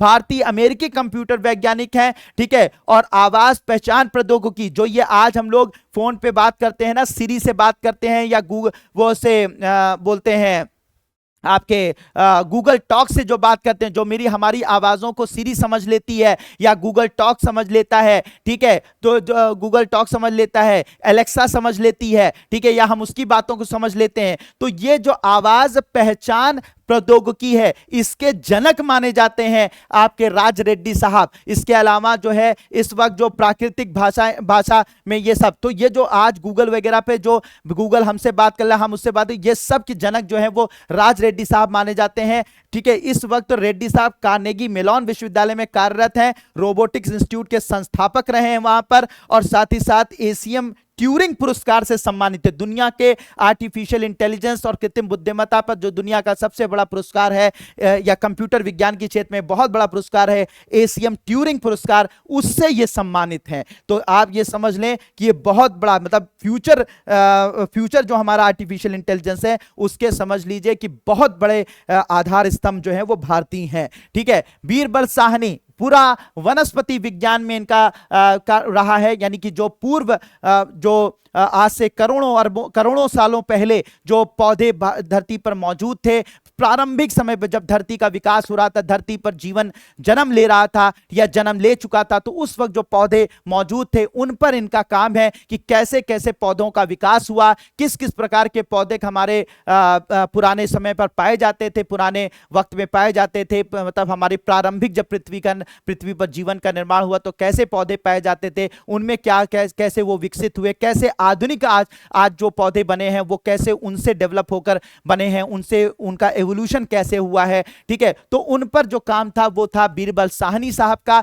भारतीय पुरा वनस्पति शास्त्री रहे हैं, ये भारतीय गोंडवाना संरचनाओं के जीवाश्मों पर इन्होंने अध्ययन किया है। लखनऊ में बीरबल साहनी पुरा वनस्पति विज्ञान संस्थान है, उसके संस्थापक रहे हैं। ठीक है, उसके संस्थापक रहे हैं। Birbal Sahni institute of palaeosciences की स्थापना इन्होंने ही की है। ठीक है, भारत के अंदर। फिर उसके बाद प्रशांत चंद्र महाल नोबिस साहब रहे हैं, ये जो सांख्यविद रहे हैं। ठीक है, यानी कि जो आज जो पूरा डेटा साइंस होता है, जो आजकल काफी चर्चा में है, डेटा साइंस, आंकड़ों का जो विज्ञान है, जो स्टैटिस्टिक्स है, ठीक है, यानी सांख्यिकी विद है, सांख्यिकी है, तो उस सांख्यिकी के, भारतीय सांख्यिकी के एक तरीके के जनक या आधार कहे जाते हैं प्रशांत चंद्र महाल नोबिस साहब। ठीक है, और विभिन्न डेटा सेटों के मध्य विचलन या विश्लेषण करने के लिए इन्होंने उपयोग किया है। भारत की दूसरी पंचवर्षीय योजना के निर्माण में भी महत्वपूर्ण भूमिका इन्होंने निभाई है।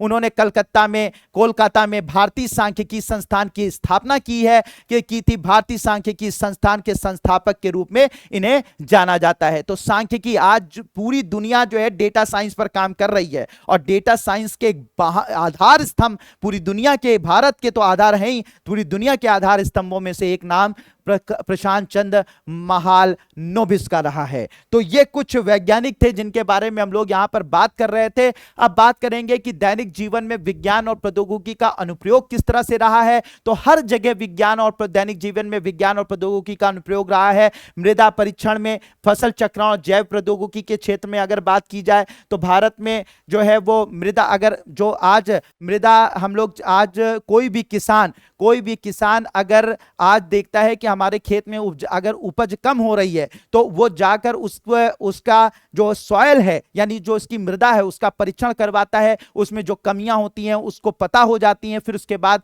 खादों से या फिर और भी तकनीकी विधियों का उपयोग करके उन कमियों को वो अपने खेतों में दूर करता है और अपने फसल उत्पादन को बढ़ा देता है। ठीक है, तो ये जो मृदा परीक्षण होता है, फसल चक्रण जो किया जाता है, यानी कि जो हमारे क्रॉप रोटेशन होता है, एक क्रॉप के बाद दूसरा क्रॉप लगाना, दूसरे के बाद तीसरा क्रॉप लगाना, तो बदल बदल के जो क्रॉप रोटेशन होता है, फसल चक्रण होता है। साथ ही साथ आजकल हम लोग बात कर रहे हैं जीएम क्रॉप की, जेनेटिकली मॉडिफाइड क्रॉप की बात कर रहे हैं, जीएम क्रॉप की बात करते हैं, यानी कि ऐसे क्रॉप, ऐसे फसलों का उत्पादन आज किया जा रहा है जो कीड़े उन पर नहीं लगने पाते हैं, या वो कम पानी में जो है वो मतलब सूखाग्रस्त क्षेत्रों में भी वो आसानी से उग जाती हैं। इसके अलावा बहुत सारे जो है वो उनकी पैदावार जो है इस वक्त ज्यादा हो रही है। तो इस तरीके की बहुत सारी जीएम क्रॉप, जैसे भारत में बीटी कॉटन है, इसके अलावा बीटी ब्रिंजल है, इसके अलावा जो है डीएमएच 11 सरसों है। तो इस तरीके की जो ये जो जीएम क्रॉप्स हैं, जो जेनेटिकली मॉडिफाइड क्रॉप या आनुवांशिक रूप से रूपांतरित फसलें हैं, तो इन सब चीजों में, चाहे वो मृदा परीक्षण की बात की जाए, चाहे फसल चक्रण की बात की जाए, चाहे जैव प्रौद्योगिकी में की बात की जाए, जैव प्रौद्योगिकी से उत्पन्न जीएम क्रॉप्स की बात की जाए, इन सब में तकनीकों का उपयोग हो पाया है, और जिससे कि हमारा जो फसल उत्पादन है वो बढ़ पाया है, जिससे कि हमारी जो खाद्य सुरक्षा है वो पूरी तरीके से सुनिश्चित हो पाई है। तो अगर कृषि की बात की जाए तो कृषि के क्षेत्र में हमारा विज्ञान और तकनीक का बहुत बड़ा योगदान रहा है, बहुत बड़ा योगदान रहा है। इसके अलावा आजकल एग्रो केयर्स और साइल केयर्स जैसी कंपनियां किसानों को पोर्टेबल मृदा परीक्षण उपकरण प्रदान कर रही हैं। एग्रो केयर्स या सॉइल केयर्स नाम की कंपनियां हैं जो आपको देती हैं पोर्टेबल, मतलब अब आपको जैसे पहले आपको मृदा परीक्षण कराना होता था तो आप कहां जाते थे, लैब में जाते थे, तब समय ज्यादा लग जाता था, ठीक है, और आपको जल्दी काम करवाना है तो पोर्टेबल मशीनें दे दी हैं, जैसे कि डायबिटीज को चेक करने की मशीनें होती हैं, घर ही में बैठकर डायबिटीज चेक कर लो, वैसे ही पोर्टेबल मशीनें दे दी गई। आजकल तकनीक की वजह से, आधुनिक विज्ञान और तकनीक की मदद से ही कुछ ऐसी पोर्टेबल मशीनें बनाई गई हैं जिनसे आप अपने घर बैठे जो है वो मृदा परीक्षण कर सकते हो और आपके खेत को कब क्या कौन सा जो है वो न्यूट्रिएंट, कौन सा पोषक पदार्थ चाहिए वो आप देकर अपने पैदावार बढ़ा सकते हो। तो ये किसकी वजह से पॉसिबल हो पा रहा है? ये पॉसिबल हो पा रहा है हमारे विज्ञान और तकनीकी की वजह से। इसके अलावा चिकित्सा प्रगति की बात की जाए तो अभी हाल फिलहाल में आपने देखा कोविड-19 के टीके भारत ने बनाए, ठीक है, भारत ने बनाए, पूरी दुनिया ने बनाए, तो किसकी वजह से बन पाए?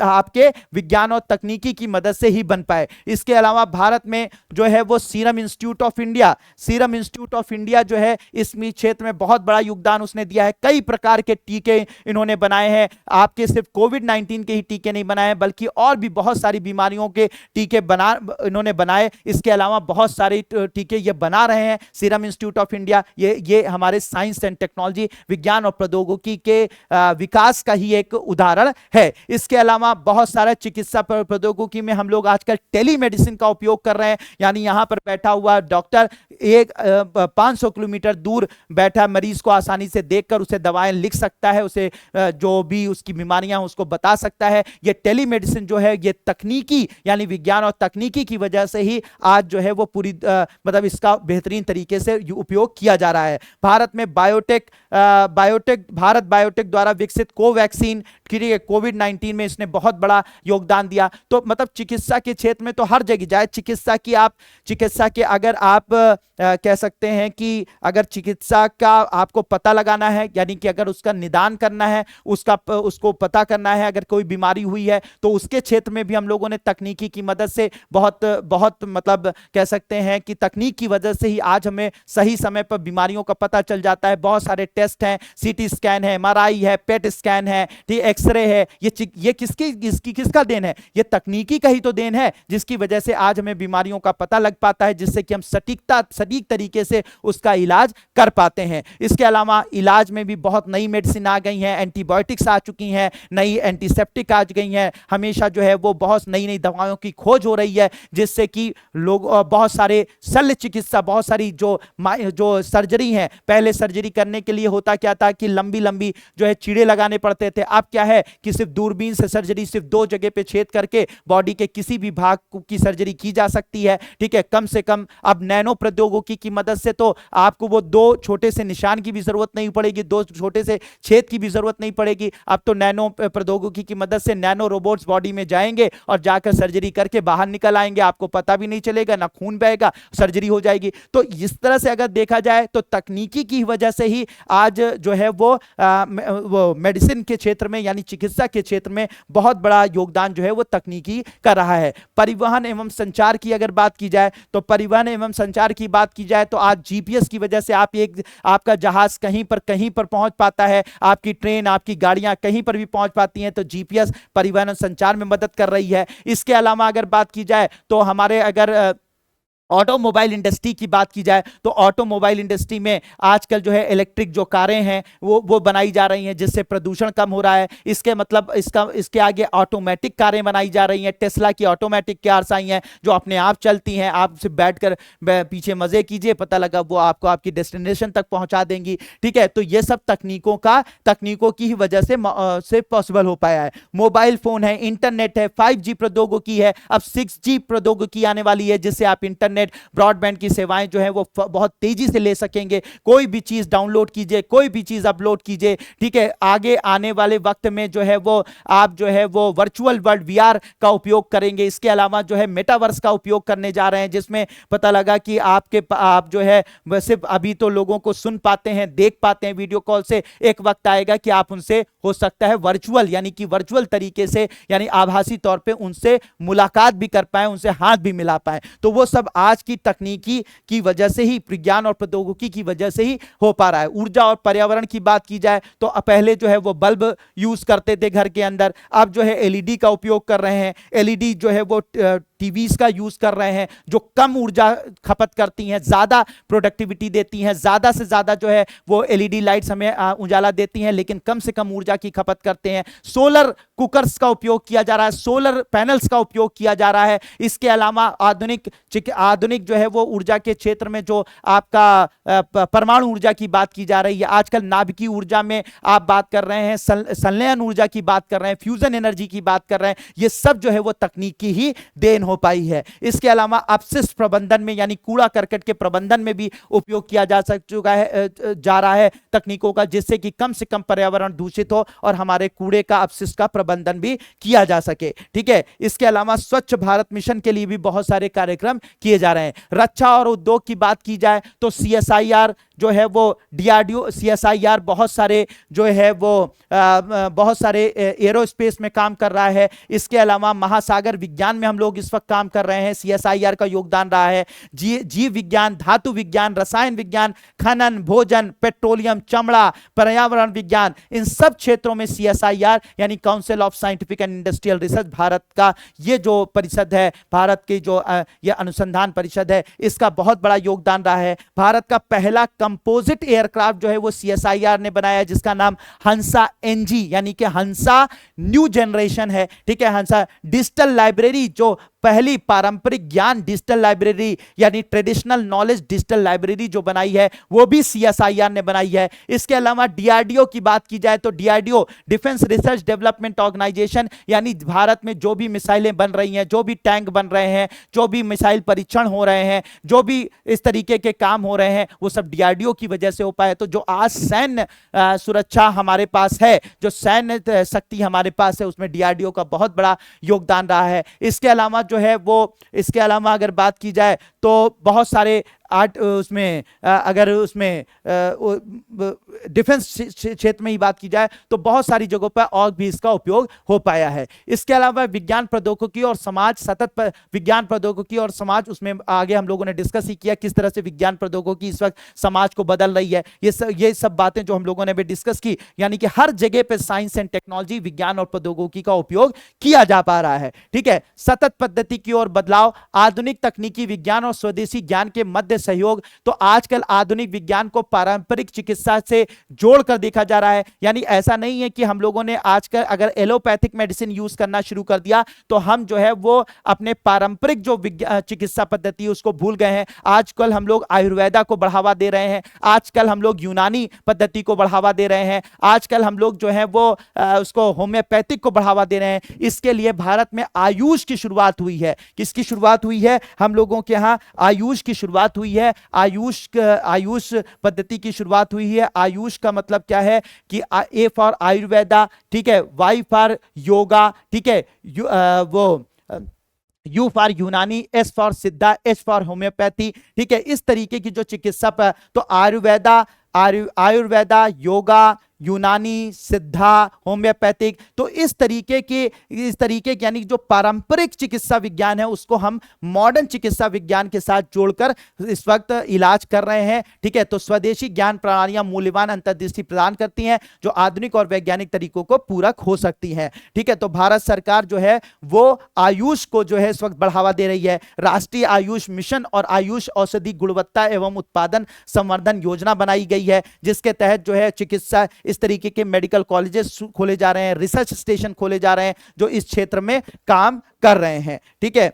इसके अलावा अगर बात की जाए नीति निर्माताओं और जनता के साथ वैज्ञानिकों की सहभागिता, अब बात यहां पर यह हो रही है कि भाई सीधी सी बात है कि भारत में जो वो भारत में पूरी दुनिया में ही जो विज्ञान और तकनीक में जो नई नई प्रौद्योगिकियां आ रही हैं, तो उनका यह भी होना चाहिए कि लोगों को भी इसके बारे में पता होना चाहिए। ठीक है, तो इसलिए हम लोग बहुत सारा ऐसा काम कर रहे हैं जिससे कि आधुनिक आधुनिक जो विज्ञान और प्रौद्योगिकी में जो भी नई चीजें आ रही हैं उससे हम लोग उन सारी प्रौद्योगिकियों को जो आम जन है उनसे उनको क्या करा रहे हैं, उनसे अवगत करा रहे हैं, उनसे हम इंटरेक्ट करा रहे हैं कि आप भी समझिए आधुनिक विज्ञान प्रौद्योगिकी को और उनके उपयोग को आप भी समझिए, जिससे कि इसका प्रचार और प्रसार हो सके। तो इसलिए हम लोगों ने इंडिया अलायंस की सार्वजनिक भागीदारी पहल की शुरुआत करी है। ठीक है, जिसमें क्या है कि वो वेलकम ट्रस्ट इंडिया अलायंस उन कार्यक्रमों का समर्थन करते हैं जो वैज्ञानिक समुदाय और जनता के मध्य की दूरी को कम करते हैं। इन पहलों का उद्देश्य विज्ञान को अधिक सुलभ बनाना और वैज्ञानिक चर्चा में सार्वजनिक भागीदारी को प्रोत्साहित करना है। परमाणु ऊर्जा विभाग द्वारा विज्ञान संचार, आउटरीच और सार्वजनिक जुड़ाव, तो मतलब ये मामला ये है कि भारत में जो भी, चाहे वो इसरो इस वक्त बहुत काम कर रहा है, बच्चों के लिए एक से एक नए प्रोग्राम लेकर आया है, जिससे कि बच्चे जो हैं वो आपके स्पेस टेक्नोलॉजी के चीजों को समझ पाए, उससे जुड़ पाए। ठीक है, तभी तो भाई जब वैज्ञानिक अगर जो एटीट्यूड होगा अगर वो बच्चों में बढ़ेगा, तभी तो वो आगे जाकर वो science and technology, space technology in सब के बारे में समझ सकेंगे। तो आजकल हमारे देश में क्या किया जा रहा है, जो अलग अलग ऑर्गेनाइजेशंस हैं वो क्या कर रही हैं, लोगों को अपने साथ जोड़ रही हैं, अलग अलग तरीके के प्रोग्राम चलाती हैं। कभी वो पहेली पूछती हैं, कभी जो है वो क्विज कंपटीशन रख देती हैं, कभी आर्ट कंपटीशन रख देती हैं, कभी जो है अगर इसरो कोई भी सैटेलाइट लॉन्च करता है तो वहां पे लोगों को बुलाता है, सैटेलाइट लॉन्च को लाइव दिखाता है। तो ये इस तरीके से क्या हो रहा है कि पब्लिक जो है, जो लोगों की भागीदारी को बढ़ाया जा रहा है, जिससे क्या हो कि हमारी जो विज्ञान और प्रौद्योगिकी में जो हम उपलब्धियां हासिल कर रहे हैं वो लोगों को भी पता चले और उनके अंदर एक साइंटिफिक एटीट्यूड भी डेवलप हो और फिर लोग मोटिवेट हों और साइंटिफिक रिसर्च को बढ़ावा मिले, साइंटिफिक जो कार्यक्रम है वो लोग उससे जुड़ सकें, नए युवा लोग जुड़ सके, बच्चे जुड़ सके, जो आगे चलकर भारत का भविष्य है। तो इस पर बहुत सारा काम किया जा रहा है। इसके अलावा वैज्ञानिक विकास और भारत की प्रगति राष्ट्र के विकास के लिए आवश्यक तो है ही, आपको पता ही है राष्ट्रीय विकास के लिए विज्ञान और प्रौद्योगिकी पर जोर दिया जा रहा है। भारत में मेक इन इंडिया की पॉलिसी को अपनाया गया है, भारत में नवाचार को यानी कि जो इनोवेशन है उसको बढ़ावा दिया जा रहा है और कोशिश की जा रही है कि भारत में जो तकनीक, जो भारत में कोई भी चीज जो पूरी दुनिया में बन रही है, कोई भी नई टेक्नोलॉजी आ रही है तो वो उसका निर्माण भारत में हो, यानी भारत भी उस क्षेत्र में आगे काम कर सके। तो उसके लिए कोई भी अगर हम वो बनाते हैं, कोई भी गाड़ी बनाते हैं, कोई भी आप जो है वो कोई भी मशीन बनाते हैं, तो वो मेक इन इंडिया होनी चाहिए, भारत में ही वो बनी होनी चाहिए, ऐसी हम जोर दे रहे हैं। तो इसलिए हमने मेक इन इंडिया कार्यक्रम को चला रखा है। भारत सरकार द्वारा डिजिटल इंडिया प्रोग्राम की शुरुआत की गई है। लोगों को ब्रॉडबैंड कनेक्शन से जोड़ने के लिए, डिजिटल एक्सेस देने के लिए हम लोगों ने डिजिटल इंडिया प्रोग्राम ने भी जो है वो भारत में जो है उसकी शुरुआत करी है। विज्ञान और प्रौद्योगिकी में भारत के सामने चुनौतियां क्या हैं? तो बहुत सारी चुनौतियां हैं, जिनमें से सबसे पहले अपर्याप्त अनुसंधान फंडिंग, यानी कि रिसर्च के लिए बहुत सारा पैसा जितने हमें जरूरत है उतना सरकार के द्वारा नहीं दिया जाता है। तो इस वक्त जो रिसर्च फंडिंग है उसमें बहुत बड़ा लैक है। अगर हम दुनिया के अग्रणी देशों में बनना चाहते हैं तो रिसर्च में को बढ़ावा देना पड़ेगा, ठीक है, इनोवेशन को बढ़ावा देना पड़ेगा और उसके लिए क्या करना पड़ेगा कि हमें ज्यादा से ज्यादा सरकार को ज्यादा से ज्यादा फंडिंग करनी पड़ेगी। तो आज जो हमारी जो सबसे बड़ी कमी है, भारत के सामने जो चुनौतियां हैं विज्ञान और प्रौद्योगिकी के क्षेत्र में, उसमें पहली है अपर्याप्त अनुसंधान फंडिंग। अब अनुसंधान के लिए उतनी फंडिंग नहीं हो पाती है। बुनियादी ढांचे संबंधी बाधाएं हैं। अभी हमारे पास मशीनों की कमियां हैं, बहुत सारे रिसर्च स्टेशन है जहां पर जो मशीनें उन्हें चाहिए रिसर्च के लिए वो नहीं अवेलेबल हैं। इसके अलावा बिल्डिंग्स नहीं अवेलेबल हैं। इसके अलावा जो है सही समय पर वो जो मतलब जो रिसोर्स की जरूरत होती है, जिसकी मदद से रिसर्च होता है, वो अवेलेबल नहीं हो पा रहा है। ठीक है, तो बुनियादी ढांचे और संबंधित बाधाएं हैं। मानव संसाधन विकास, भारत के लोग जो है ज्यादातर जो साइंस पढ़ते हैं वो डॉक्टर और इंजीनियर बनकर पैसा कमाने के लिए बनते हैं, नौकरी करने के लिए करते हैं। रिसर्च को बढ़ावा, यानी जो रिसर्च और इनोवेशन के क्षेत्र में जाने वाला जो वैज्ञानिक है, जो बच्चा है, जो अगर साइंस वो अपने स्कूल में लेता है या कॉलेज में लेता है, तो वो रिसर्च में काम करेगा, इनोवेशन में काम करेगा, ऐसा नहीं सोचता। वो कैसे जो है वो कमाना शुरू करेगा, कैसे वो किसी फैक्ट्री के साथ, किसी इंस्टीट्यूट के साथ जुड़कर कमाना शुरू कर दे, उस पर उसका फोकस होता है। रिसर्च और इनोवेशन में काम करने का उसका फोकस नहीं होता है। तो जो मानव संसाधन तो है, साइंस से बच्चे पढ़ तो रहे हैं, लेकिन वो साइंस से पढ़ तो रहे हैं, लेकिन उसका अपना योगदान रिसर्च और इनोवेशन में ना देकर सिर्फ वो अपनी आजीविका कमाने में ही में कर रहे हैं। तो इसलिए हमारा जो ह्यूमन रिसोर्स है, मानव संसाधन है, वो रिसर्च और इनोवेशन की तरफ नहीं जा पा रहा है। तो उसे बढ़ाने की आवश्यकता है और उसके लिए यही करना पड़ेगा, हमें ज्यादा से ज्यादा फंड उन्हें देने पड़ेंगे, वो आकर्षक पैकेज उन्हें देना पड़ेगा, जिससे कि वो रिसर्च जो कि उनको डॉक्टर, इंजीनियर नौकरी करने में मिलता है, जिससे कि वो उसकी तरफ अट्रैक्ट हो पाए और रिसर्च और इनोवेशन को यहां पे बढ़ावा मिले। प्रतिभा पलायन, लोग आईआईटी से यहां पे पढ़ लेते हैं, अच्छे अच्छे इंस्टीट्यूट से पढ़ लेते हैं और फिर विदेश चले जाते हैं, क्योंकि वहां पे हायर पैकेज में उनको बुला लिया जाता है। तो ये जो प्रतिभा पलायन हो रहा है, यानी हमने खर्च किया, देश ने उन पर खर्च किया और वो जाकर विदेश में जाकर वहां पर जो है वो रिसर्च कर रहे हैं, वहां पर इनोवेशन कर रहे हैं, वहां पर जो है अपनी उपलब्धियां उनको दे दे रहे हैं। तो ये गड़बड़ चीज है। इसके अलावा इनोवेशन इकोसिस्टम को डेवलप करने की कमी है भारत में। अभी इसको डेवलप करना पड़ेगा कि ऐसा इकोसिस्टम डेवलप किया जाए जिसमें सारे जो रिसर्चर्स हैं वो आपस में जुड़कर एक ऐसा इकोसिस्टम बनाएं जो एक दूसरे एक सपोर्टिव हो, एक दूसरे को अप्रिशिएबल हो, यानी कि एक दूसरे को अप्रिशिएट कर सकें, एक दूसरे को प्रोत्साहित कर सकें। तो एक इकोसिस्टम बनाना पड़ेगा। नियामक और नौकरशाही बाधाएं, कोई भी रिसर्च पेपर लिखा जाता है तो अगर कोई रिसर्च करने के लिए मान लीजिए एक एरिया हमने चुना कि हम इस एरिया में रिसर्च करेंगे, तो पता लगा हम जब नौकरशाही के पास जाते हैं, एडमिनिस्ट्रेशन के पास जाते हैं, तो एडमिनिस्ट्रेशन हमें परमिशन ही नहीं देता। जब परमिशन नहीं मिलेगा तो हम रिसर्च ही नहीं कर पाएंगे, रिसर्च नहीं कर पाएंगे तो नई चीजें हमारे सामने आ ही नहीं पाएंगी, तो हम आगे फिर काम हमारा रुक जाएगा। तो हमारे यहां जो नौकरशाही है, जो हमारा एडमिनिस्ट्रेटिव जो सिस्टम है, वो भी कहीं ना कहीं हमारे रिसर्च और इनोवेशन में हमारे लिए बाधाएं उत्पन्न करता है। ठीक है, जो हम लोगों ने एक प्रोटोकॉल डेवलप कर दिया है अपने जो है नौकरशाही के अंदर, वो जो है एक बहुत बड़ी दिक्कत पैदा करता है रिसर्च वर्क में। तो रिसर्च वर्क को अगर बढ़ावा देना है तो उसके लिए आपको क्या करना होगा, इनोवेशन वो नियामक और नौकरशाही बाधाओं को दूर करना पड़ेगा। इंटरनेशनल कॉपरेशन, अंतरराष्ट्रीय सहयोग को बढ़ावा देना चाहिए। ठीक है, हमें ये नहीं कि छुपा के अपनी चीजें रखनी चाहिए, दूसरों से कुछ सीखने की जरूरत ही नहीं है, ऐसा नहीं है। ठीक है, हम दूसरों से भी कुछ सीखें, हम अपनी भी बात चीजें लोगों को शेयर करें, जिससे क्या है कि अंतरराष्ट्रीय सहयोग बढ़े, जिससे कि पूरी दुनिया, पूरी मानवता का विकास हो पाए। इसके अलावा अगर बात की जाए तो और क्या कमियां हैं, अप्लाइड रिसर्च पर ध्यान देना। ठीक है, अभी हमारा रिसर्च जो है वो फंडामेंटल भी है, लेकिन अप्लाइड रिसर्च का मतलब ये हो जाता है कि मान लीजिए हमने कोई भी केमिकल खोजा, अब ये केमिकल से कैसे दवा बनाई जाए जिससे कि कोई पर्टिकुलर रोग सही हो जाए, ये हो जाता है कि हमारा जो आपका अप्लाइड रिसर्च है। यानी कि आपने केमिकल बना दिया, लेकिन वो केमिकल अब कहां कहां यूज हो सकेगा,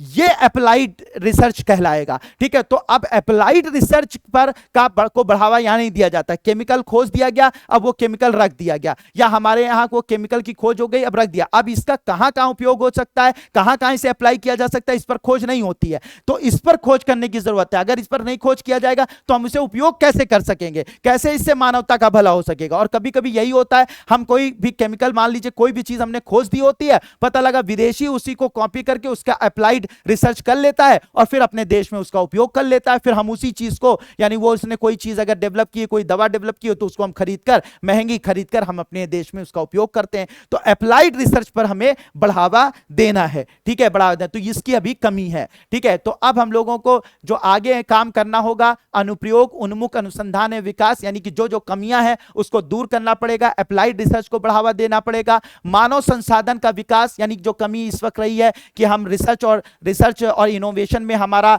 मानव संसाधन, हमारा ह्यूमन रिसोर्स नहीं काम कर रहा है, उसकी तरफ हमें आगे बढ़ना होगा। यानी जो कमियां रही हैं, जो मैंने अभी डिस्कस की हैं, उसी को हमें क्या करना है, रिजॉल्व करना है, यानी उसी को हमें क्या करना है, उसी कमियों को दूर करना है, जिससे भारत में विज्ञान और प्रौद्योगिकी बहुत आगे बढ़ सकेगी। ठीक है, हमारे यहां जो है राष्ट्रीय गतिविधियों में साइंस और टेक्नोलॉजी का एकीकरण होना चाहिए, हमें इंटरनेशनल कॉपरेशन को बढ़ावा देना चाहिए, ठीक है। इसके अलावा जो है इनोवेटिव रिसर्च को बढ़ावा देना चाहिए, अच्छे पैकेजेस हमारे वैज्ञानिकों को देने चाहिए, हमारे जो रिसर्च स्टूडेंट हैं उनको अच्छे पैकेज देने चाहिए, ठीक है। जो आईआईटी, आईआईएम, आईआईटी या इस तरीके IISc, Indian institute of science, ऐसे जगहों से, संस्थानों से जो भी वैज्ञानिक पढ़ें तो वो विदेश में जब उनको ऑफर आए तो हम उनसे पहले उनको बेहतर ऑफर यहां पर दे दें, जिससे कि वो भारत में ही मतलब जो हमारा पलायन हो रहा है, बौद्धिक पलायन हो रहा है, वो ना होने पाए, उस पर हमें काम करने की आवश्यकता है। तो अनुसंधान और बाजार के मध्य अंतर को कम करना है, अनुसंधान और साथ ही साथ अनुसंधान मतलब हमें जो प्राइवेट सेक्टर्स हैं उनको भी आमंत्रित करना चाहिए कि हमारे रिसर्च प्रोडक्ट में वो कंट्रीब्यूट करें। मान लीजिए कोई कंपनी है वो कहती है कि हम इस क्षेत्र में आप रिसर्च कीजिए, ये दवा बनाइए, इसमें सारा जो है रिसर्च का पैसा खर्चा हम उठाएंगे और अगर ये दवा बन गई तो उसका आधा जो है वो हम मतलब हम इसका फायदा लेंगे और आधा जो है वो सरकार लेगी। तो इस तरीके का कुछ कोलैबोरेशन वैसे आजकल किया जा रहा है। आजकल जो है वो हमारा रिलायंस वगैरह की जैसी कंपनियां हैं वो बहुत सारे रिसर्च में कंट्रीब्यूट कर रही हैं, लेकिन इसे और भी आगे बढ़ाना है। तो प्राइवेट कंपनियों को रिसर्च में जो है वो बढ़ावा देना चाहिए, उनको उनमें उनकी फंडिंग करनी चाहिए और साथ ही साथ कुछ ऐसा एटमॉस्फेयर बनाना चाहिए जिससे कि प्राइवेट और जो है पब्लिक दोनों सेक्टर मिलकर काम करें और हमारे देश में को विज्ञान और प्रौद्योगिकी के क्षेत्र में आगे बढ़ाएं, ठीक है। कुशल कार्यबल को डेवलप करना चाहिए, इस पर हम लोग पहले डिस्कस कर चुके हैं। राष्ट्रीय प्राथमिकताओं के साथ एकीकरण, यानी कि भारत की जो राष्ट्रीय जो वो हैं जो प्राथमिकताएं हैं, मान लीजिए कि हमारे देश में हेल्थ सेक्टर बहुत अच्छा होना चाहिए, इसके अलावा हमारा सैन्य जो क्षेत्र है उसमें हमें बहुत आत्मनिर्भर बनने की जरूरत है, स्पेस के क्षेत्र में हम आत्मनिर्भर बन चुके हैं और बेहतर करना है। तो हमारी जो प्राथमिकताएं हैं, राष्ट्रीय प्राथमिकताएं, उनको पहले मतलब सबसे प्राथमिकता देनी चाहिए और उधर की तरफ रिसर्च को हमें क्या करना चाहिए, अपने रिसर्चर्स को कहना चाहिए कि उस क्षेत्र में रिसर्च करके हमें आत्मनिर्भर बनाएं। जिन चीजों में हम आत्मनिर्भर बन चुके हैं उसमें और बेहतर करें और जिसमें नहीं बने हैं उनमें हम आत्मनिर्भर बन जाएं। तो इस तरीके से इन सब बातों पर हम लोगों ने बात किया। तो बच्चों आज की क्लास मुझे लगता है कि ये सारी चीजें आप लोगों ने जानी होगी। आज हम लोगों ने पहला चैप्टर कंप्लीट किया, इसमें बहुत सारी नॉलेज, बहुत सारी चीजें आपको मिली होंगी। अब हम लोग नेक्स्ट चैप्टर में मिलेंगे, नेक्स्ट चैप्टर को डिस्कस करेंगे नेक्स्ट क्लास के अंदर। तो आज के लिए इतना ही काफी है। Thank you so much and may God bless you all.